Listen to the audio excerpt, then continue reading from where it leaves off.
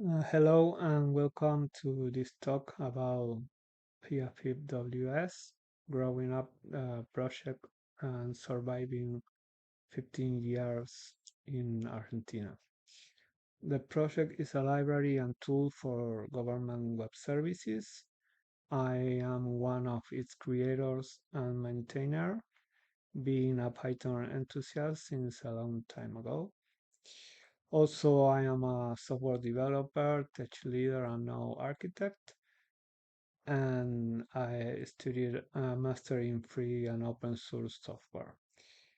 We formed a micro startup to support the project, Sistemas Ágiles Systems, and complement the community effort. By the way, I am a Spanish speaker, so my apologies in advance if there are any pronunciation or vocabulary mistake. The slide and transcription will be available for further reference, extended with some details. And feel free to contact me if you have any doubt.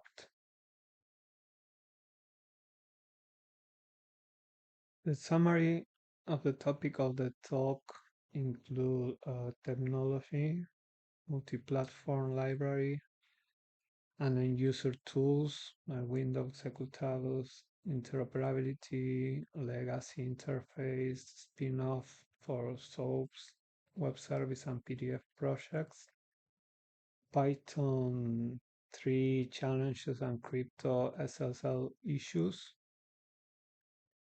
and useful GitHub action for Windows automation and test against external web services. Also, we talk about community and tip and lesson learned to sustain a non-trivial user base and hundreds of customers. For example, building a user group and Google Summer of Code program for mentorship and contributions.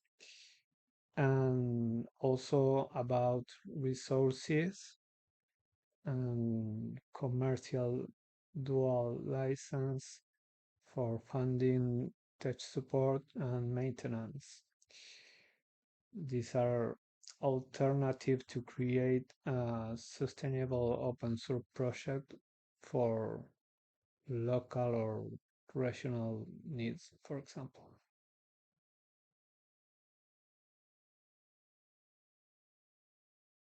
Well, as an experiment, we asked ChatGPT about the web services in Argentina and the library that we can use. And the result was interesting. Could answer the major agencies in Argentina and some general facts. And even there is a mention to our library. But here there are some facts that are not correct and even some hallucination because this library probably I didn't find it, so it doesn't exist.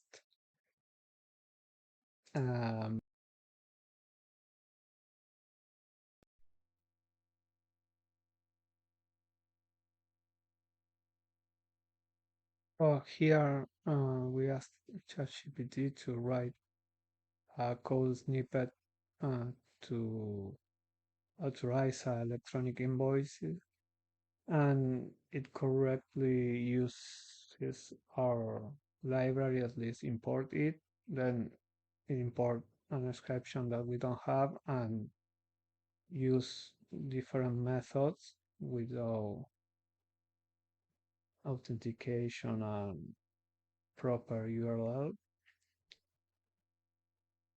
And then you start to write the invoice data with the invoice number, the data, and so on. The problem here is that tax structures are missing because we have different percentage. But the major issue here is that this data is actually the response with the data that AFIP sent us to authorize an invoice. So there are some mistakes and issues here.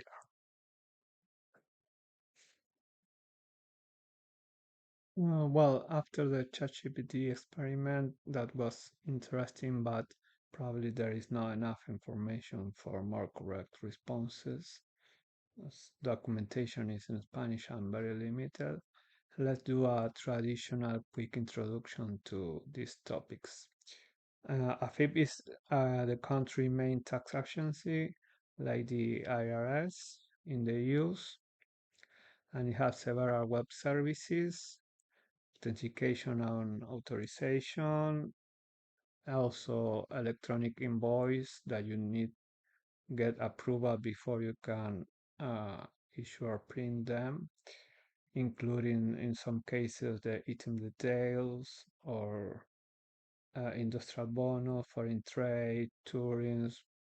You also have web service to verify the invoices you receive or use the invoices as credit in a checking account to pay other invoices.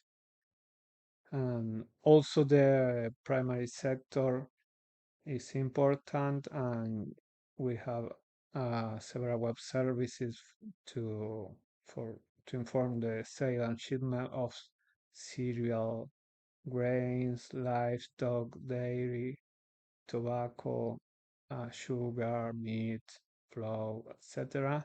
And also there are web services for custom and foreign exchanges.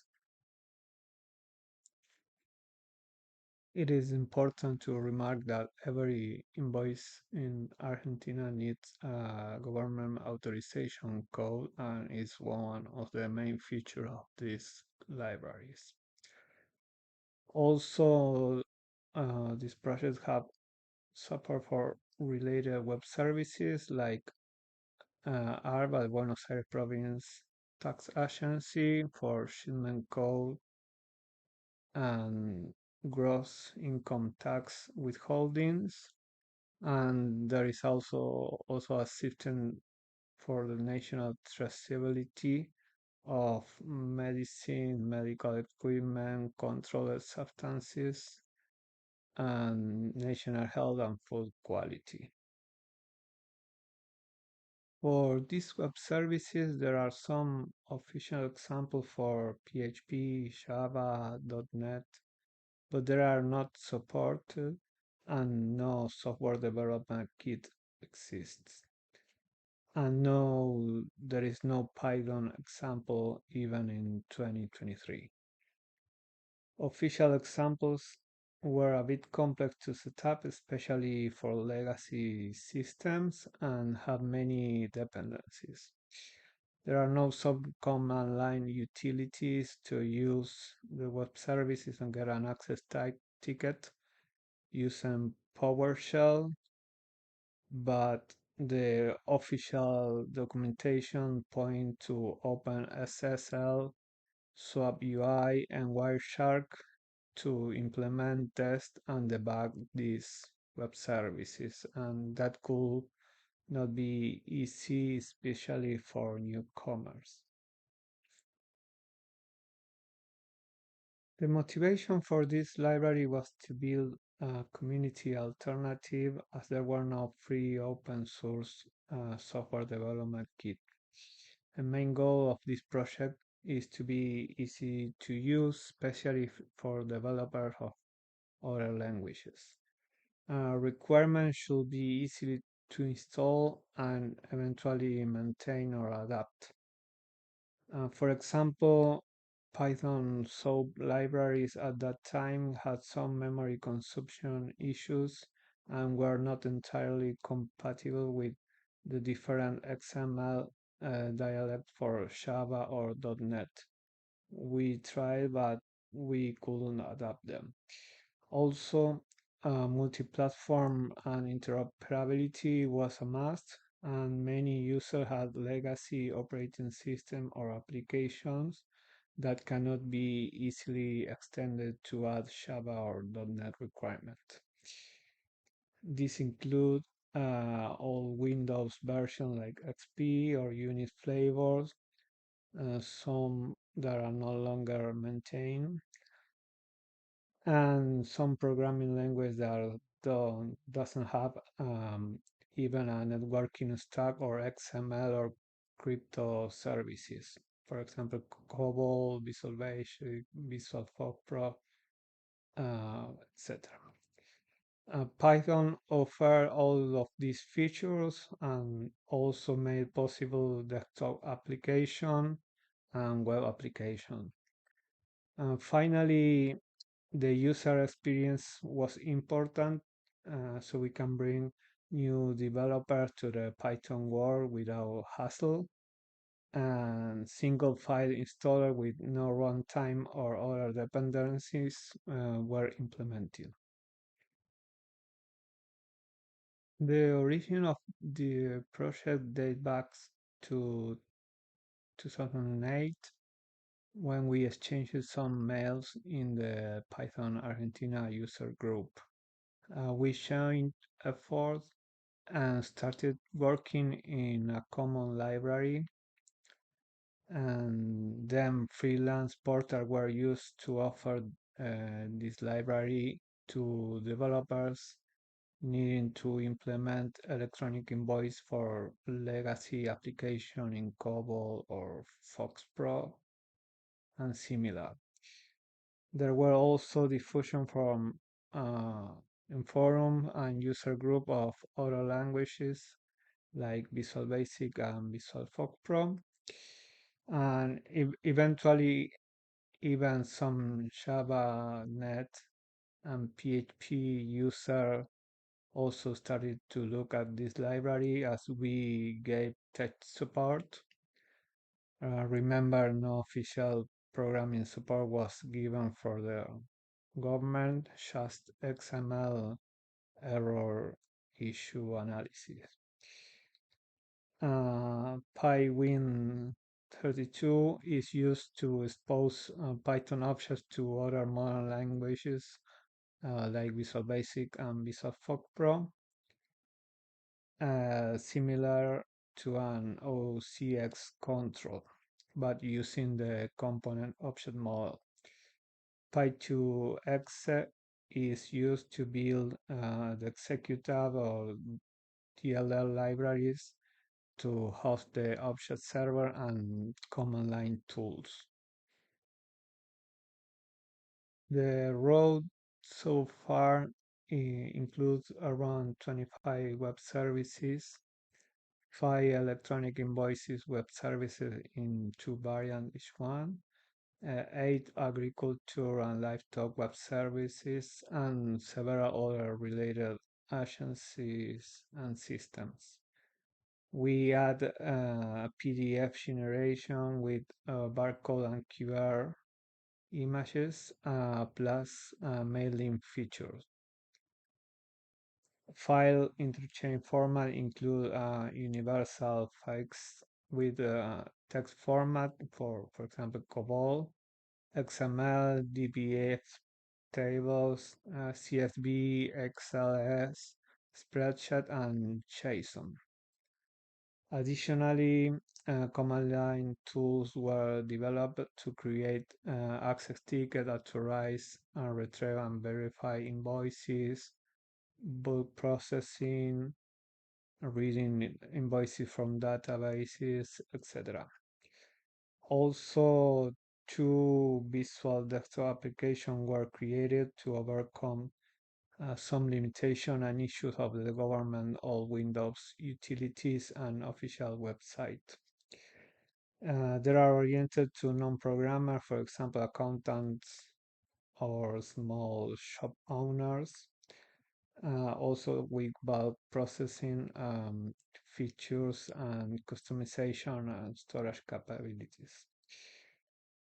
We were invited to several meetings in the AFIP government offices and to participate in the related group of the Argentina Software Industry Chamber. We created also a user group that over time attracted a lot of members. To sustain the development and maintenance, we opt for a dual license model. The project was licensed under the GPL for free software projects and under a commercial exception for proprietary software. Now we are moving to LGPL and looking for alternatives. As GPL is great to raise awareness, but there are gray areas and could be more hard to manage for small projects. For example, the contributor agreement and that kind of stuff. We offer commercial technical support with a small update fee, around $50 on average. It is mainly for administrative installation issues and first steps. This help to cover the basic maintenance, and we have more advanced plans for releases of new web services or major changes. But there are some periods without activity nor significant income, as updates are optional. So if there is no news, major refactor are difficult. Only large companies are willing to pay for a monthly or yearly support plan, mainly that cover operation and regular maintenance and minor enhancements. This funding also was used initially to pay for AdWords campaign in search engines. It complemented the search engine optimization and allowed new users to find the project when it was not widely known. The public forum also helped to communicate and generate synergy within the user, helping each other, even the non-commercial free riders that didn't pay the fees. And also for the search engine optimization, we created a landing page that was published with a lot of information and details on regulations. Also, the full documentation is freely available. But well, over years, some link and resources could get outdated, so special care must be taken to keep it updated and current. That is also included in the tech support fee.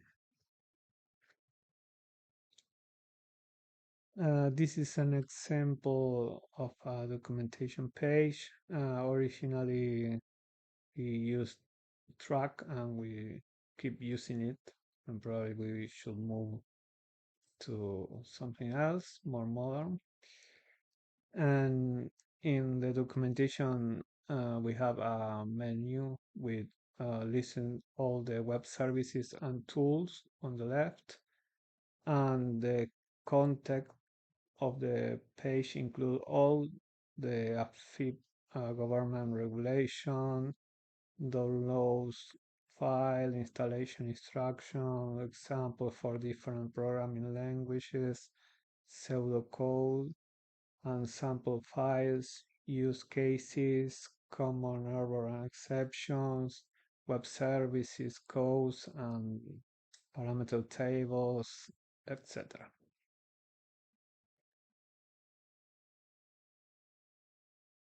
Well, the library initially was built using Python 2 2.5, and Python 3 was a big um, issue.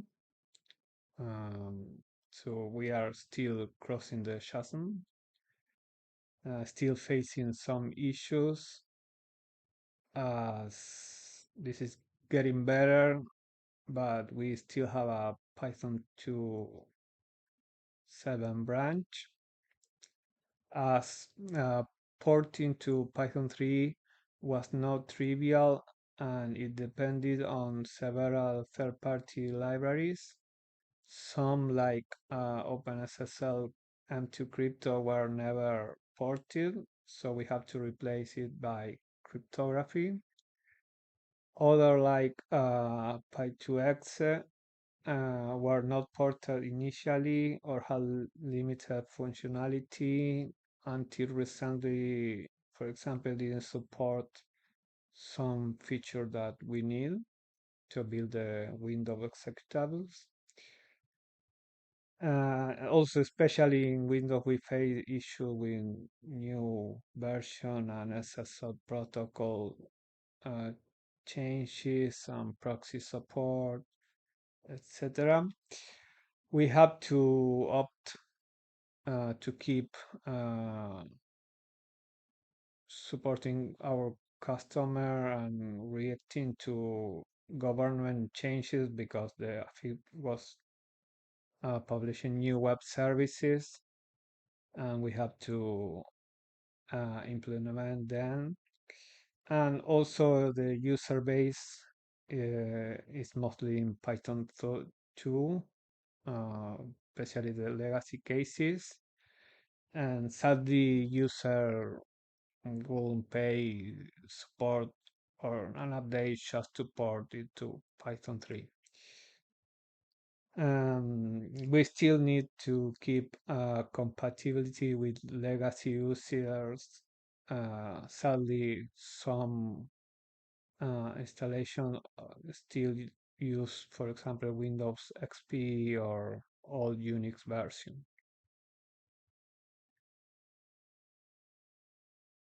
On the other more positive side, we had some spin-off. So we started with a simple module for SOAP web services and PDF rendering that over time they become independent libraries. SOAP code was moved to a new project, PySimpleSOAP, and eventually many contributors were interested in submitting changes and enhancement. It was moved from my personal project to an organization and had active development, but over time, sadly, the interest faded and stalled. Um, some changes introduced by other maintainer were incompatible with our uh, PyAfip library, or there were not tested in our scenario with the web service we need to interact. So at the end, we are using an older branch with custom changes to fix and support our current library. Also, the other project that grew and moved to its own Um, library was PyFPDF that was born as a port of a simple FPDF PHP library. It was intended for simple generation of PDF files for invoices with a template, a simple template and barcode and that kind of stuff. Um, we did many enhancements and eventually also attracted many contributions. Sadly, the project was forked to FPDF2 and Python 2 support was dropped and some changes are incompatible with upstream API and our library. So again, we cannot use this new library, the latest branch, and we keep using our older branch. It is a bit strange to step down for your own libraries, but also it is understandable that the community need to advance, especially if changes cannot be reviewed in a timely basis or security or compatibility concern arise. Now that sometime priority changes and original maintainers can lack enough time to work on the project. In my case, I had 3 jobs in some periods, so open source dedication was limited in my case. Also, it could be needed to say no and reject contributions if those cannot be reviewed or tested, or if they introduce breaking changes or other security or stability issues. This could be a major concern, especially if the library is used in larger project. In our case, PyAfipWs is used in the Argentina localization for OpenERP, Odoo, and Tryton, for example.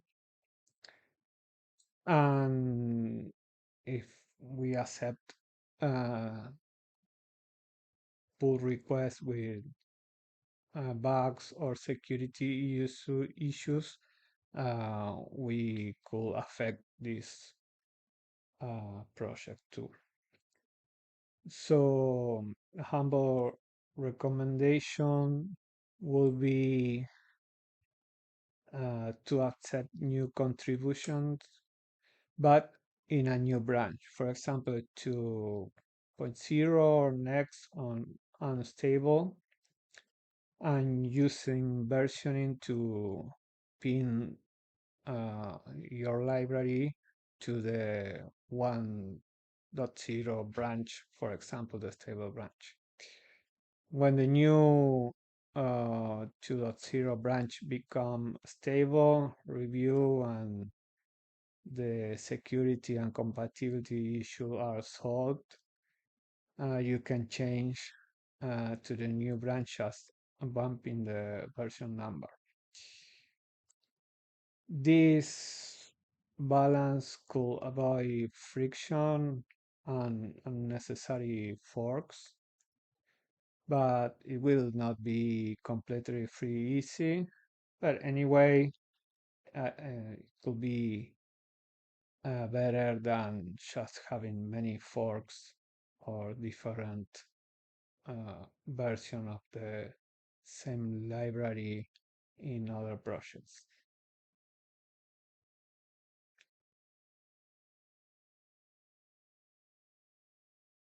Well, in the modern era, we are starting to use GitHub Actions in the last 5 years. We moved from Travis, and this helped to run the test with different Python version and operating systems, Linux and Windows. No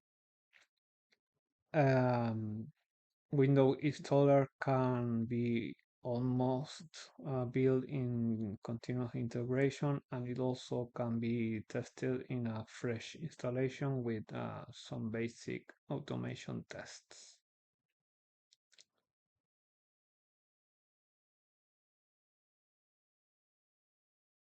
This new uh, continuous integration pipeline helps to review and approve pull requests faster, as they can be tested automatically and in all scenarios. In the search for new contributors, we participated in Google Summer of Code 2019 and 2021, and probably this year too, under the Python Software Foundation umbrella.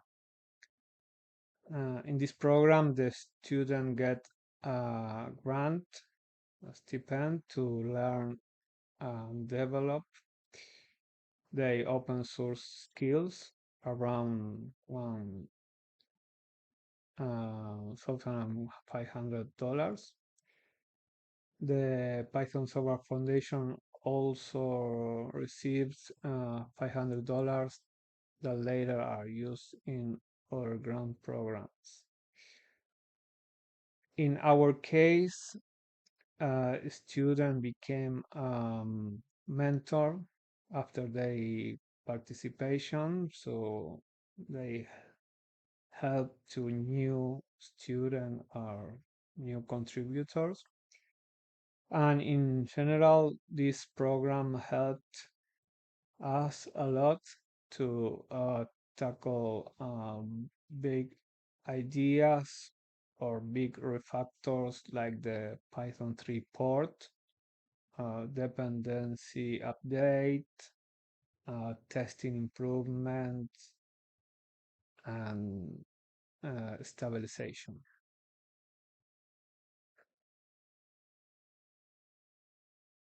Well, let's see some GitHub actions. We have a Python package workflow that has a build shop for several Python versions.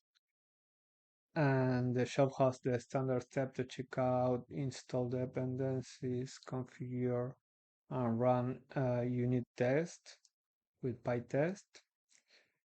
A test report also is built, and coverage report is uploaded to the artifact. There you can see all the Python tests with PyTest and all the execution of the different unit tests.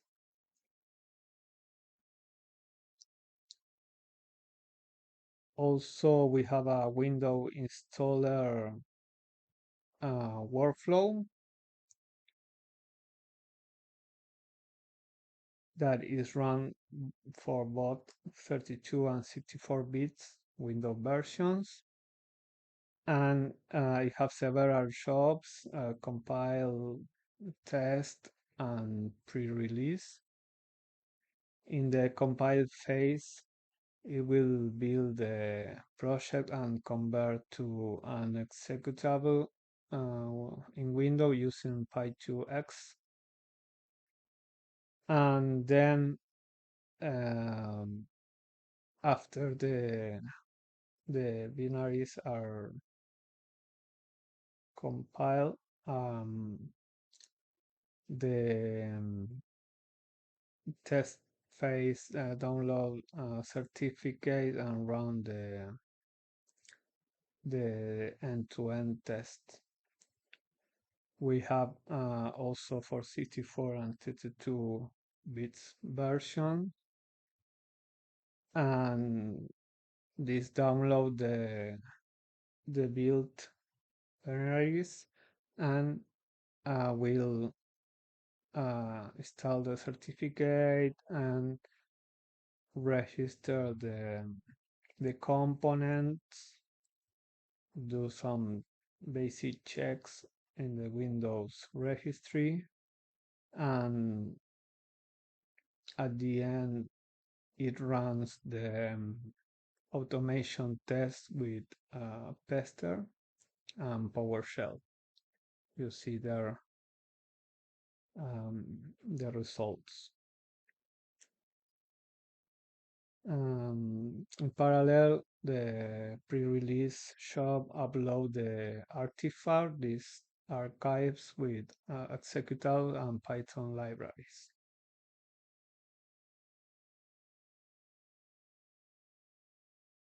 Well, a bonus track about testing. Originally, we have unit test and end-to-end test that had to be run manually, and some tests were difficult to run as they depend on AFIP web services, external web services that can go down, raise timeout, or have limitation like certificate cannot be used more than once over 5 minutes. So we now use BCR to record requests and replay responses. Those are stored in YAML cassettes. So flakiness due external services are reduced. In tandem, we use freezegun to keep this request reproducible with the same date and time, for example, so they can be found or replayed by BCR. For end-to-end test, we use pester and PowerShell. These are more difficult to mock as they are black box processes. We cannot modify easily.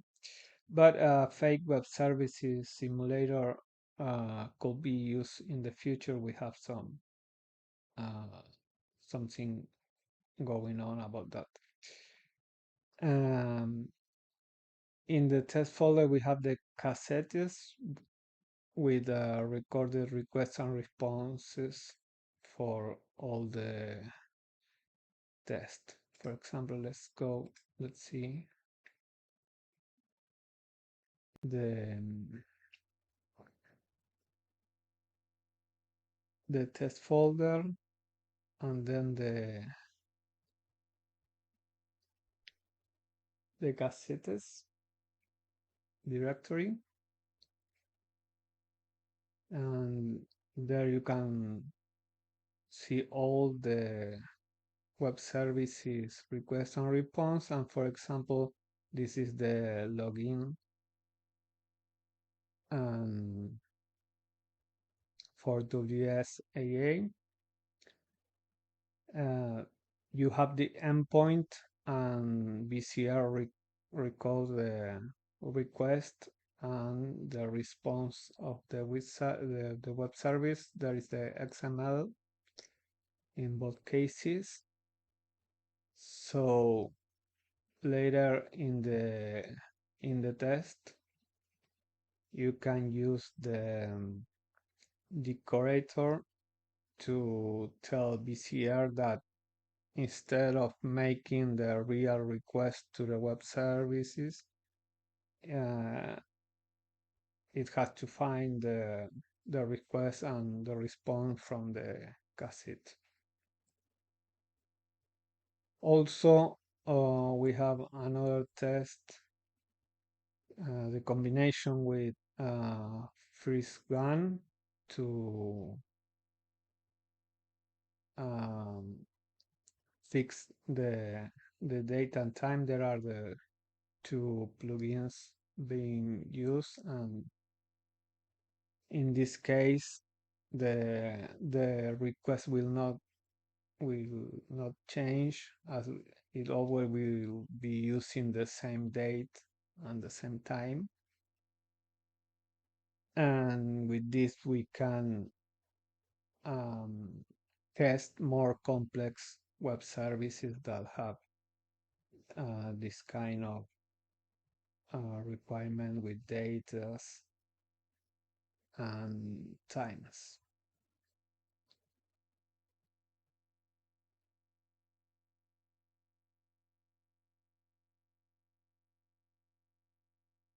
And finally, there is the PowerShell folder where there are some window automation tests. For example, this is our sample login test that create and sync and authorize access ticket to use the other web services. And we have also more complex tests for a complete electronic invoice that get the access ticket and exercise all the methods and corner cases, exceptions, uh, and so on.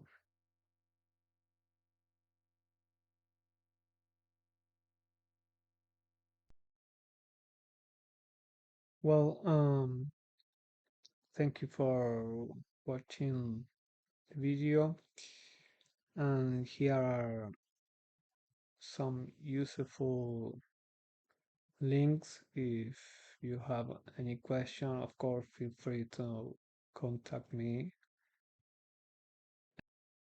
Well, thank you again, and in the talk description we will publish the slide and the transcript. And again, if you have any doubt, just contact me. Thank you very much.